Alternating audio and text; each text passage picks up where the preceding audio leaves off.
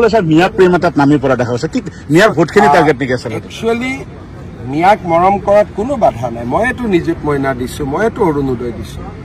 কিন্তু সকলোকে ভাল ৰাস্তা দেখুৱাটো আমাৰ দায়িত্ব যে ফৰেষ্টত সোমাব নালাগে ভিজিআৰ পিজিআৰত সোমাব নালাগে য'ত ঘৰ আছে তাতে থাকো উজনিত যাব নালাগে উত্তৰ অসমত যাব নালাগে এতিয়া শিলচৰৰ পৰা লখিমপুৰত যোৱাটো কোনো দৰকাৰ নাই আমাৰতো অসমীয়া মানুহ কেতিয়াও নাহে চাকৰি সূত্ৰ আহিলে ভাড়া ঘৰ লৈ গুচি যায় গতিকে সকলোকে ভাল কথা শিকাব লাগে এই এভিকশ্যনে মানুহক ভাল কথা শিকাই আছে যে হয় ধুবুৰীতো এভিকশ্যন হোৱা নাই গোৱালপাৰাতো হোৱা নাই ফৰেষ্টতহে হৈছে ৰেভিনিউটো ক'তো হোৱা নাই চৰততো এভিকশ্যন হোৱা নাই কোনোবা চৰত এভিকশ্যন হৈছে নেকি কিন্তু ফৰেষ্টত যে আমি সোমাব নালাগে সেইটো চবেই শিকিব লাগে কাৰণ ফৰেষ্ট কাটাৰ কাৰণেতো এতিয়া ইমান গৰমত আমি চবেই ঘামি আছো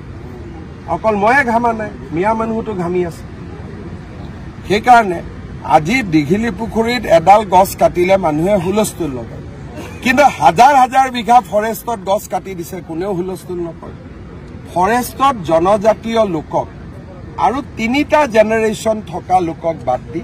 ফৰেষ্টত কোনো থাকিব নোৱাৰে এইবোৰ আইনৰ লিখা কথা এই আইনখন কোনে বনাইছিল কংগ্ৰেছে বনাইছিল গতিকে আমাৰ কথাটো ভাল কথা আমাক যোনে ভাল ভাবি ল'ব তাৰ ভাল হ'ব যোনে আমাৰ কথা নুশুনি অজিত ভূঞা